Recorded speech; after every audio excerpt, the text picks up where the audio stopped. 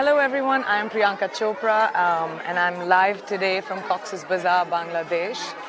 This is one of the biggest refugee camps in the world at the moment, and I'd like to take a second to show you the expanse of it.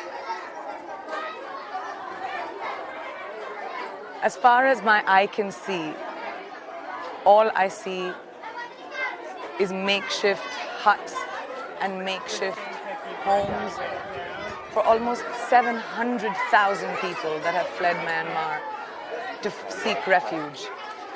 Out of these 700,000 people, more than 700,000 people, 60% are children.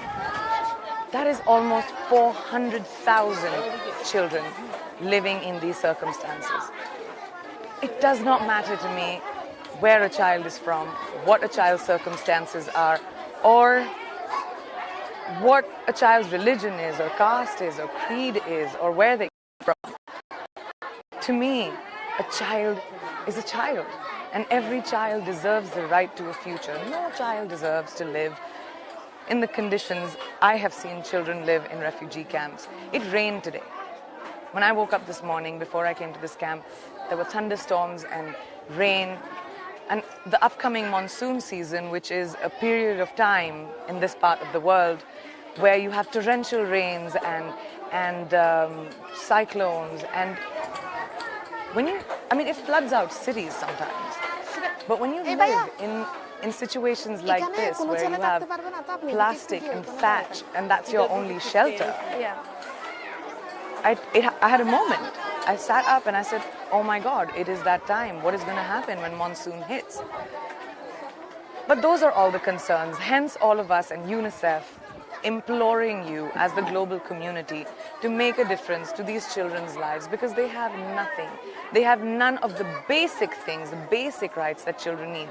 Clean water, food, shelter, sanitation, basic things like that, so that they don't fall prey to diseases like cholera, diarrhea. I'd like to take you into one of these incredible spaces that UNICEF has partnered with and built for children in situations where they have dealt with so much violence that they don't have any place where they can be kids again. So this sort of provides a sanctuary for these children to actually be themselves, draw, color, paint, and not think about the horrors or the carnage that they may have witnessed. And these are kids. I would love for you to meet all of these incredible kids. Please come in with me. This is a child-friendly space. How do you say how are you in Bangla? Kenoso. This is Sweetie, who's my interpreter. Hello everyone, Kenoso. How are you? I'm good. How are you? Yeah? How are you? You are well? Wow. Sweetie, will you ask them what are they doing? We are drawing pictures. What can everybody show me what they've drawn?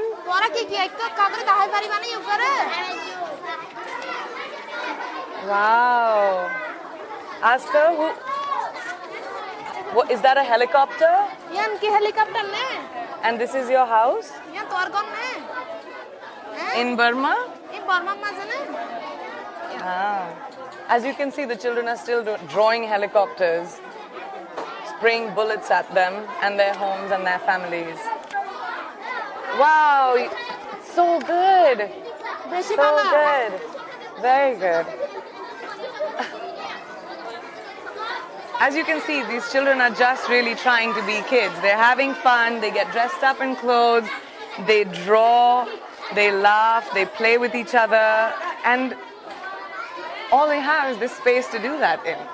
They come into these child-friendly spaces for about 2 hours a day, and the rest of the time they're just running around in these makeshift camps, which are endless, and that's their life. And no child deserves that. They don't know when they're getting their next meal, they don't know when they're getting anything. And it's up to us as the global community to care. We need to care. The world needs to care, because these children can be a completely lost generation. Well, I thank all of you for being a part of this Facebook Live for me, so I can share with you the experience of what I have seen and how much these people need our help as a global community. Children who deserve to have the right to a future, deserve to have the right to dreams. Anyway, now I'm going to take a few questions because there have been a lot of questions that have been coming up, and a lot of you seem to be very interested. It's extremely hot, as you can see. James's first question is, what is it like in the camps? So hot.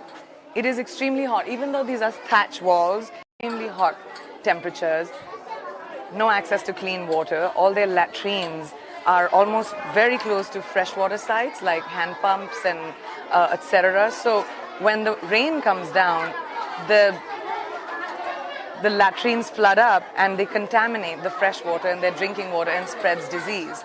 They literally live in, because it's a very conservative community, they live in very closed thatch homes with no windows and just made out of bamboos and plastic, and with no jobs and no access to anything.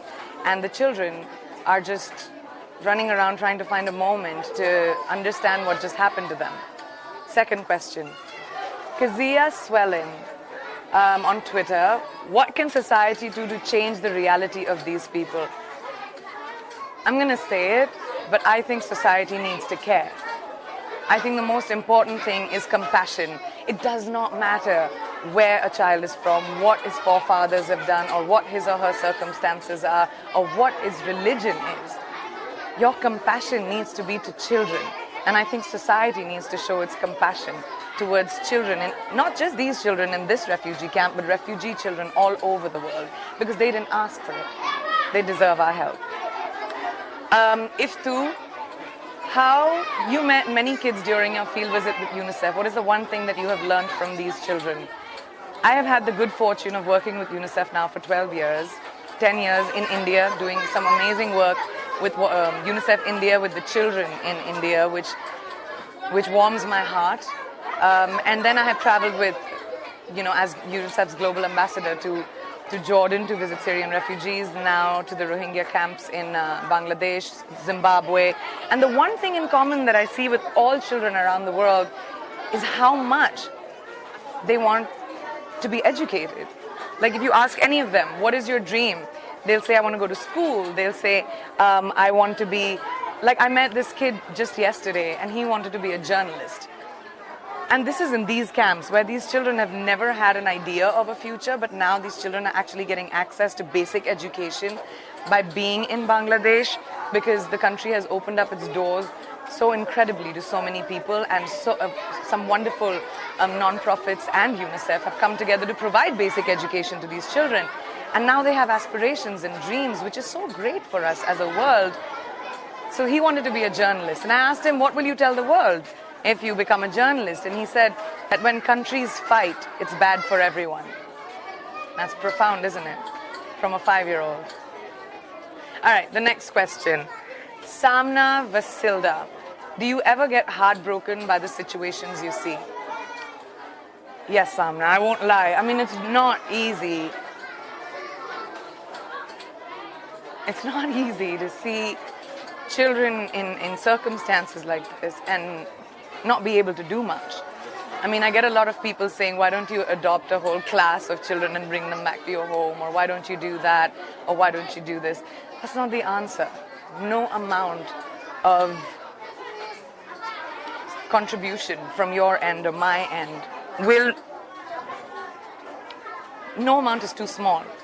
Whatever you can give will help these children get so much. Now, we don't need to harp on about what each one of us does, but no donation is too small, and that's all we need. So yeah, my heart breaks every time, and yes, I get very emotional, and when I go back to my life, it takes me a really long time, and I can't wait till I make my next trip again to showcase what children around the world are facing and what troubles they're facing, because as a global citizen, I feel like it is my responsibility and my duty to make sure that the world cares. And I take that responsibility very seriously. So even though my heart is broken, I see the smiles on their faces, and I see how little they have and how happy they can be, and I feel positive that the world will care about these children and their smiles. All right, next question. Jessica Marie. How has becoming a UNICEF Goodwill Ambassador changed your outlook on life? My parents were very philanthropic when I grew up, so I can't say that I wasn't aware of the difference us people like you and me who live in privileged society can make to people who don't have the privileges as us. But I think working with UNICEF and traveling around the world, I was exposed to so much poverty, sorrow, lack of education in my country itself. And when I worked with UNICEF and a lot of other NGOs earlier and now even, I got to see how much we can do in terms of our contribution. And then I started traveling with UNICEF as their global ambassador all over the world. And the world matters to me. I care about the world because we have just one. So the outlook on my life has changed that children all over the world matter. Whether it is my own country, India, whether it is in the country I live in, which is the US, or any of the countries that I travel in, children matter. And your compassion towards children matter, not their circumstances. So that's the outlook that's changed for me. Hello, Henrietta, UNICEF Executive Director, Henrietta 4. We're very excited, thank you. What is the greatest need you see amongst these Rohingya children? That's a really difficult question because I think their need is for everything that children require to grow up. Their basic need for food, clean water, sanitation, education, clothes, shelter, just every single thing that you would need from a child, for a child to grow up adequately and not have a stunted growth is what these children need.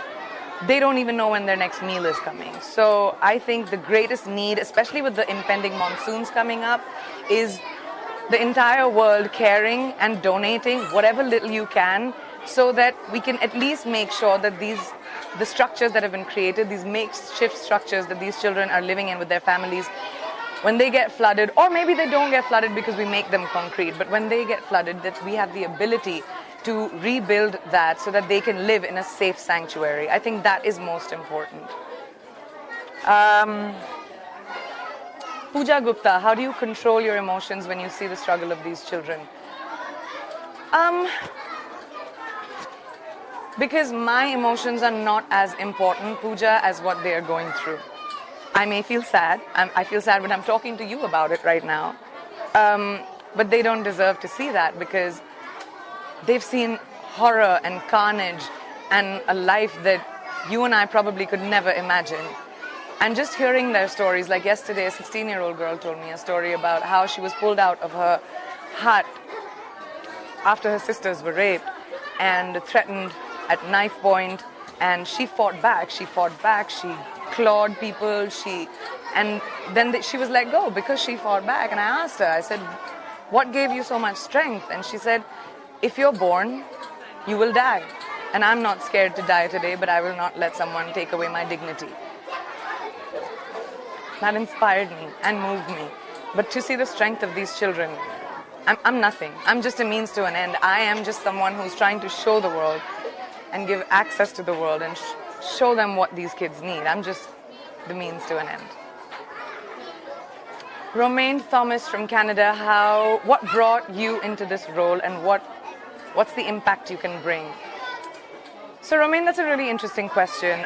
What brought me into the world was I became a public person when I was 17 years old, and I realized that having a platform where people listen to me can probably be one of my greatest strengths, and I decided to use that platform to amplify the voice of people who might not have access to that voice, or amplify the needs of people that may not have the ability to reach out to you or anybody else in the world. And that's how I decided to use everything that has been given to me. Like I said, I'm just a voice. I'm just a means to an end. I'm just trying to highlight the needs of people and children, especially around the world. And I think the impact I'm trying to bring is to make the world a more compassionate place and not to think about what a child is coming from or what his history or her history is, what the circumstances are, what his parents have done, or where he comes from. I think the most important thing is to just think of a child as a child. And the world needs to have that compassion. We cannot divide children with religion and culture and country and creed. We have to see children as children. So that's the impact I hope I can have. Kitan Smith, how do you go home feeling? Do you go home feeling you did enough? Never. I go home feeling like I tried, but every time I go home, it takes me about 2-3 days to sort of recover a little bit. And then I'm on the phone with UNICEF again saying, where are you taking me next? Where can I go? Where can I help? Where do you need me? And I'm ready to go. I think that's the feeling I take home, is most of the kids that I meet and I share my time with, they keep a very special place in my heart. And they've really changed me. Simon from London, what do the children do in the camps? That's such a good question, Simon. Kids come and spend time for about 2 hours or so in these child-friendly spaces. Otherwise, they're usually at home. They do a lot of chores, especially the girls, and the boys sort of run around, help their family in the little shops that they have, in the markets that they've created, to maybe try and help their parents or their fathers to earn. But mostly the kids don't really have access to anything. And even the learning centers that the UNICEF has provided, because of lack of space, these kids don't even have, they're up to capacity.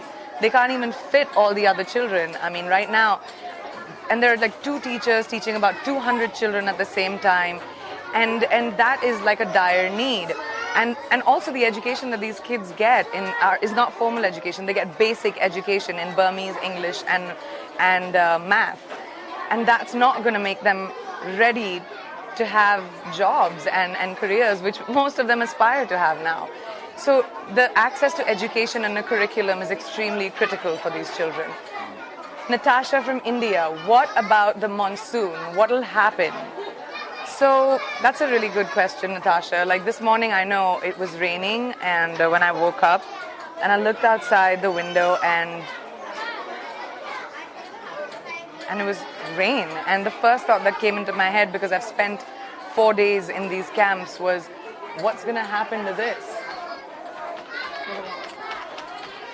What's going to happen when it rains? What's going to happen to like all of this? I can shake it with my own hand.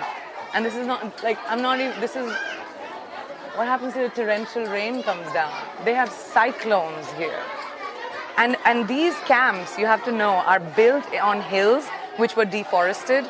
So there's dangers of landslide, mudslides, and these houses being caught in that, and people being caught in that. Monsoon season's coming up. So that is why it is so important right now for you all to get involved and donate and help us reinforce these structures. Melissa, this motivates me. Thank you. How can I help? Oh my God, you can help so much. Please go to unicef.org and you'll find out everything that you need over there. Donate your time, donate your money, donate your compassion. I'm so glad you asked that question. Thank you, Melissa. Well, I have to go and spend some time with these kids and then fly to Dhaka. So I'm going to wrap it up now. But thank you so much for sharing this with me. This has been such an incredible experience. I go back a changed person, and this reinforces my faith and belief that children around the world will always have my help and support. And now I need yours. So thank you so much, and I really appreciate you being here. Thank you. Sweetie, can you tell them if we can draw together? Hi. क्या बनाया? हाँ? सब आके दीवारी बनाए? ठीक है बनाए? So, no, I can do that. ये तुमने बनाया? हाँ, इसको green बनाया?